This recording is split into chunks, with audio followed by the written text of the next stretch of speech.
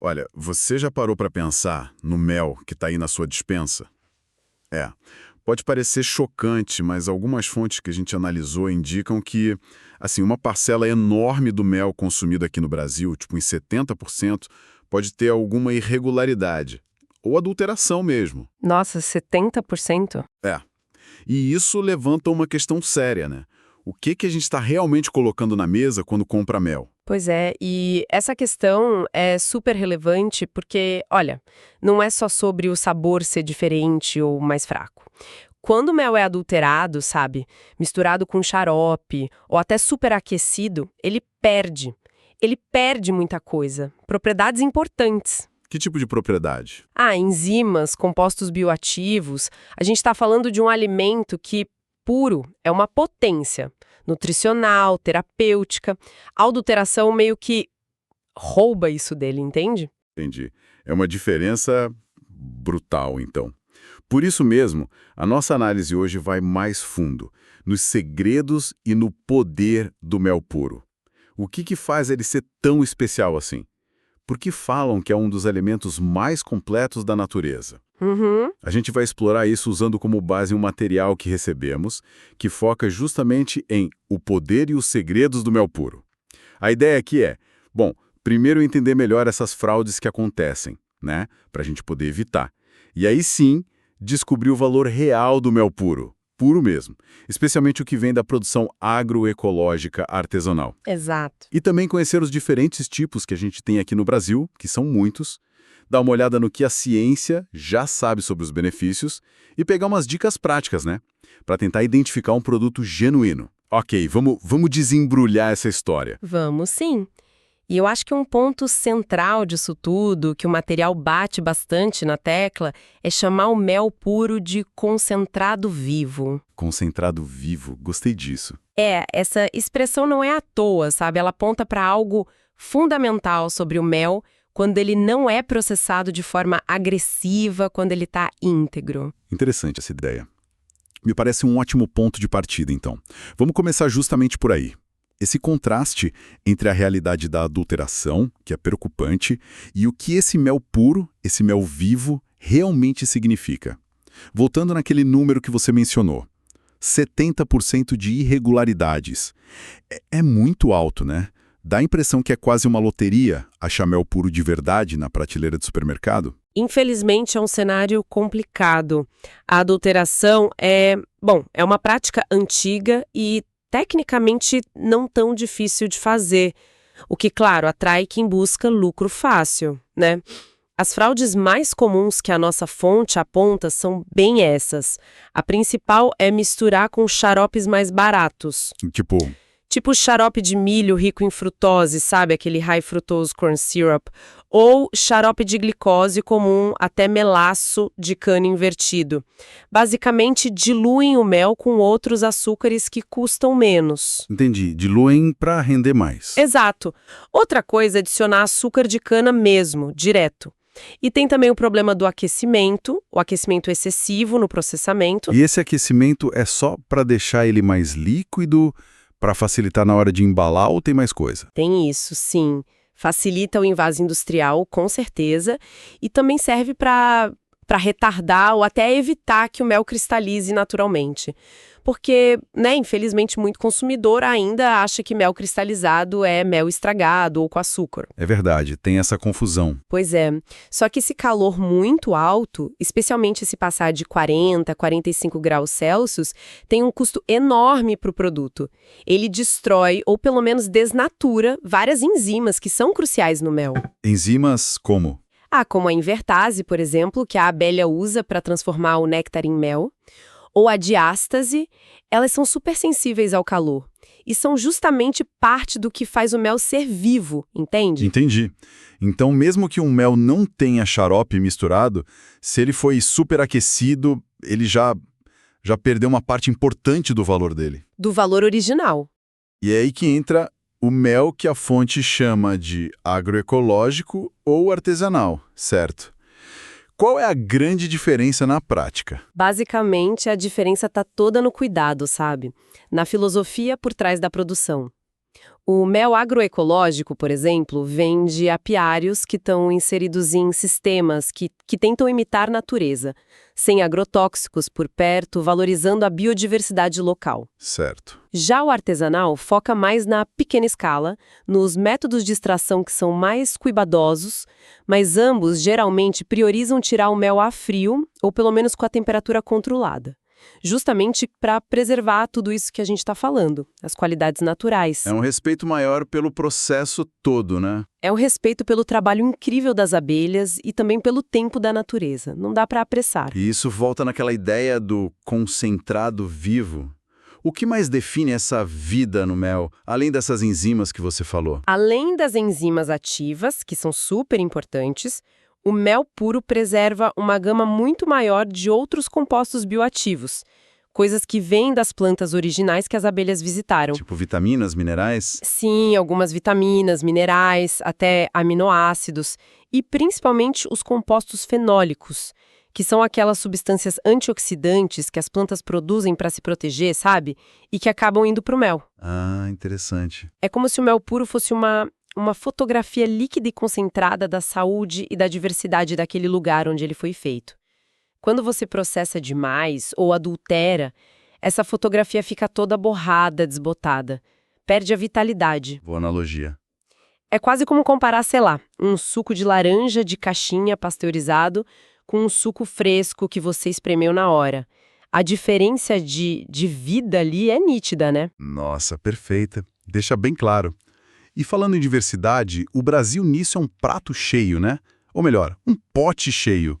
A fonte até menciona que não existe um mel, mas sim méis, por causa das floradas diferentes. Exato. Aqui a coisa fica realmente interessante. Sem dúvida nenhuma. A nossa biodiversidade é um tesouro para a apicultura. O néctar de cada flor vai dar para o mel características únicas, de cor, de aroma, de sabor e até mesmo de propriedades terapêuticas específicas. O material que a gente está usando como base destaca alguns exemplos bem legais dos méis nobres brasileiros. Quais, por exemplo? Primeiro, o mel silvestre. Esse é um clássico, né? Geralmente ele é multifloral, ou seja, as abelhas visitaram muitas flores diferentes, flores nativas da região. Por isso, ele costuma ter um sabor mais complexo, mais rico, e a cor pode variar bastante também. E a propriedade dele? O que mais ressalta para ele é a ação imunoestimulante, como se fosse um tônico geral, assim, para ajudar nas defesas do corpo. Ah, o silvestre. Acho que é o que a gente encontra mais fácil por aí às vezes. Mas imagino que a qualidade dele deva variar muito dependendo de onde veio, do produtor. Com certeza, a qualidade do silvestre depende totalmente da diversidade e da saúde das plantas daquela região e, claro, do manejo do apicultor. Bom, depois tem o mel de eucalipto. Esse é bem marcante. Ah, sim. Geralmente ele é mais escuro, tem um aroma e um sabor que lembram menta ou algo meio balsâmico. É um mel que tradicionalmente o pessoal mais procura para ajudar com coisa respiratória, sabe? Para tosse, gripe. Isso. A fonte confirma essa indicação popular, associando ele ao alívio de gripes, tosses, garganta irritada, essas coisas. O de eucalipto tem aquele sabor mais medicinal, né? Pelo menos na minha percepção. E qual o terceiro exemplo que a fonte deu? O terceiro é o mel de açapeixe. Esse vem da florada de uma planta medicinal nossa, nativa aqui do Brasil. Ele é um mel geralmente bem clarinho, quase transparente. Nossa, o oposto do eucalipto. Totalmente. E o sabor é muito suave, delicado. É ótimo para quem não curte aqueles méis muito intensos. E a propriedade que a fonte destaca para ele é a ação digestiva e um efeito depurativo leve, como se fosse um detox suave para o corpo. Que interessante. Digestivo e detox. É fascinante ver essa ligação direta, né? A flor específica, aí as características de sabor, aroma, cor e até um direcionamento terapêutico. Mostra como o mel puro é um reflexo direto do terroir, do ambiente onde as abelhas trabalharam. Totalmente. E reforça a importância de preservar nossa flora, né? Preservar a flora é preservar também essa riqueza toda de méis. Agora, essa sabedoria popular sobre os benefícios do mel é muito antiga, né? Vem de séculos. Mas o que a ciência moderna já descobriu ou conseguiu confirmar sobre essas propriedades do mel puro? A fonte até mencionou 7 motivos científicos. Sim, a ciência tem olhado bastante para o mel nas últimas décadas, felizmente, e muitos daqueles usos tradicionais acabaram encontrando, sim, algum respaldo em estudos científicos. O material de referência lista vários, mas a gente pode focar em alguns que ilustram bem por que o mel é tão especial. Um deles é a capacidade antioxidante. Antioxidante. Isso. O mel puro tem uma variedade de compostos, chamados fenólicos e flavonoides, que são basicamente os sistemas de defesa das plantas. No nosso corpo, eles ajudam a neutralizar os radicais livres. Aquelas moléculas que causam envelhecimento e doenças, né? Exatamente. Aquelas moléculas instáveis que contribuem para o envelhecimento celular e para várias doenças crônicas. E uma curiosidade: quanto mais escuro é o mel, geralmente maior é o teor desses compostos antioxidantes. Ah, então não é só açúcar mesmo. Tem uma proteção celular ali junto. Interessante. E sobre a energia que ele dá? Muita gente usa para isso. Exato. Esse é outro ponto forte. O mel é uma fonte de energia inteligente, digamos assim. Ele é feito principalmente de açúcares simples, glicose e frutose, mas num equilíbrio natural que a abelha criou. E qual a vantagem disso? A glicose dá energia rápida, quase imediata. Já a frutose é absorvida mais devagar. Isso garante uma liberação de energia mais prolongada, sabe? Sem dar aqueles picos e quedas bruscas de açúcar no sangue que acontecem com o açúcar refinado comum. Por isso que ele é interessante para atletas ou só para dar um gás durante o dia mesmo. Ah, por isso funciona bem como pré-treino, como mencionaram depois nas aplicações. Faz todo sentido. E a imunidade e a digestão, a ciência confirma algo? Sim, a ciência também valida, pelo menos parcialmente, a ação no reforço imunológico. Isso é atribuído não só aos antioxidantes que a gente falou, mas também a certas propriedades antibacterianas e anti-inflamatórias que o mel puro tem. E na digestão? Na saúde digestiva, tem estudos sugerindo que o mel pode funcionar como um pré-biótico. Pré-biótico. O que é isso? Ele serve de alimento para as bactérias boas que vivem no nosso intestino, ajuda a equilibrar a nossa microbiota intestinal, o que hoje a gente sabe que é fundamental para a saúde geral, não só digestiva. Nossa, quanta coisa! E, claro, a gente tem que voltar naquele ponto crucial da temperatura que a ciência também investiga.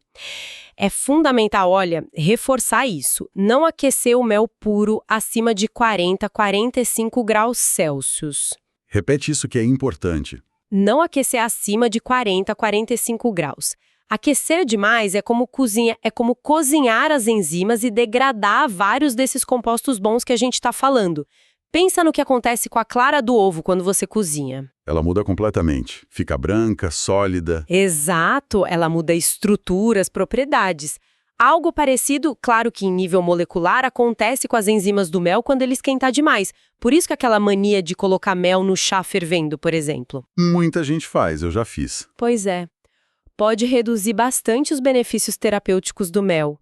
Se for usar numa bebida quente, o ideal é esperar ela ficar morna, sabe? Essa dica da temperatura é de ouro mesmo, porque acho que muita gente não sabe e acaba, sem querer, diminuindo o poder daquele mel que comprou com tanto cuidado. É como uma fonte diz, né? A ciência moderna confirma o que os antigos já sabiam. O mel puro é uma farmácia natural. Exatamente. Mas é uma farmácia que exige cuidado no manuseio para manter os princípios ativos, né? Perfeito. Ok, então a gente já entendeu o valor do mel puro, os riscos da adulteração, do aquecimento, mas na prática, ali no supermercado, na feira, como é que a gente pode ter uma ideia se aquele mel é confiável? A fonte falou de uns testes caseiros. Eles funcionam mesmo? Dá para confiar? Olha, eles não são assim, 100% conclusivos como uma análise feita em laboratório, óbvio. Mas podem dar bons indicativos sim. São testes bem simples que o material descreve. O primeiro é o teste da água. Como funciona? Você pega um copo com água fria e derrama um fiozinho de mel dentro. O mel puro, como ele é denso, coeso, ele tende a ir direto para o fundo do copo, sabe? Forma uma pocinha lá embaixo, antes de começar a se dissolver devagarinho. E o adulterado? Já o mel que foi adulterado com xaropes mais ralos ou com mais água, pode se dispersar na água muito mais rápido. não chega a formar aquela poça no fundo. Entendi. Observar como ele se comporta na água fria. Qual o outro teste? O outro é o teste do papel toalha. É só pingar uma gota de mel numa folha de papel toalha ou guardanapo absorvente. O mel puro, por natureza, tem pouca umidade, geralmente menos de 20%. Certo. Por isso, ele não deve ser absorvido rápido pelo papel, nem deixar aquela mancha úmida muito grande em volta da gota. Se o papel ficar muito úmido ou se a gota se espalhar rápido demais, pode ser um indício de que adicionaram água ou algum xarope mais líquido. Faz sentido pela consistência dele. E tem a questão da cristalização, né? Que confunde tanta gente. Eu mesmo já achei lá atrás que mel cristalizado tinha estragado ou que era mel com açúcar adicionado. Nossa, essa é a confusão mais clássica que existe. E o material faz muito bem em desmistificar isso. Olha só, a cristalização é um processo absolutamente natural do mel. Ponto. Natural. Natural e esperado. Na verdade, para muitos tipos de mel, é quase um selo de autenticidade. Ela acontece porque o mel é uma solução que está super saturada de açúcares, principalmente glicose e frutose. A glicose ela tem uma solubilidade menor na água do mel, então ela tende a formar cristais com o tempo. Ah, é a glicose que cristaliza. Principalmente. E a velocidade com que isso acontece depende de vários fatores. Da proporção entre glicose e frutose naquele mel específico. Méis com mais glicose, tipo de laranjeira, cristalizam mais rápido. Depende da temperatura que ele está guardado, o frio acelera a cristalização e até da presença de micropartículas como grãos de pólen que servem de gatilho para os cristais se formarem. Então, achar um pote de mel que está cristalizado não é ruim. Pelo contrário, pode ser um bom sinal. Exatamente. Não é defeito. É só a natureza do mel se manifestando. Se a pessoa prefere ele líquido, não tem problema. É só aquecer bem de leve em banho-maria, sabe? Controlando muito bem para não passar daqueles 40, 45 graus. Aí ele volta a ficar líquido sem perder as propriedades boas. Mas o ideal é aceitar a cristalização. Sim, aceitar a cristalização é entender e respeitar o produto como ele é. Essa percepção errada que as pessoas têm é que leva muita indústria a superaquecer o mel só para ele não cristalizar na prateleira, o que, como a gente já viu, é péssimo para a qualidade. Ótimo esclarecimento esse. E, além desses testes, tem algum sinal visual ou alguma coisa no rótulo que a gente deva ficar mais atento na hora de escolher? Tem sim. A fonte lista alguns sinais de alerta para a gente ficar de olho. Primeiro, a textura. Desconfie se o mel for muito, muito líquido, sabe? Quase como água com açúcar. Mel puro de verdade costuma ter uma certa viscosidade, ele escorre mais devagar. Certo. Textura muito rala é suspeita. Isso. Segundo, a cor. Cores que parecem muito vibrantes, meio artificiais, ou que são excessivamente uniformes em todos os potes da mesma marca, podem ser suspeitas. Méis puros variam naturalmente na cor, mesmo sendo do mesmo tipo floral, dependendo da safra, do local. Entendi. A variação é normal. Exato. Terceiro, o aroma. Se o mel quase não tem cheiro nenhum, é um mau sinal. Mel puro geralmente tem um perfume característico que lembra flores, pode ser sutil ou intenso dependendo da origem, mas ele tem um aroma. E o rótulo? O que olhar? Ah, o rótulo é fundamental. Verificar as informações. Rótulos que têm dados muito incompletos ou genéricos demais, tipo só mel de flores, sem dizer de onde vem, sem identificar claramente o produtor, o apiário, ou sem nenhum selo de inspeção como CIF, CI, SIM ou selos de agricultura orgânica familiar, tudo isso merece mais cautela. E o preço? O preço também pode ser um indicativo, né? Um preço muito, muito baixo, desconfie, porque produzir mel puro, de qualidade, com todos os cuidados, tem seus custos. Não dá para fazer milagre. Boas dicas práticas exigem um olhar um pouquinho mais atento na hora de comprar, né? Não é só pegar o primeiro pote. Agora, beleza. Digamos que a gente conseguiu um bom mel puro. Como é que a gente pode usar ele de forma mais criativa ou mais potente no dia a dia? Além do óbvio de adoçar o café, o chá. A fonte falou em rituais de bem-estar. A ideia é essa mesmo. É aproveitar as propriedades específicas do mel de forma mais intencional. sabe? O material sugere 5 aplicações bem interessantes que vão além do uso mais comum. Conta aí. Número 1. Shot matinal de imunidade. É preparar uma dose pequena de mel puro e misturar com outros ingredientes que também ajudam na imunidade, tipo suco de limão fresco, cúrcuma em pó, gengibre raladinho ou umas gotas de extrato de própolis. A ideia é começar o dia já dando um boost nas defesas. Gostei dessa. E a segunda? 2.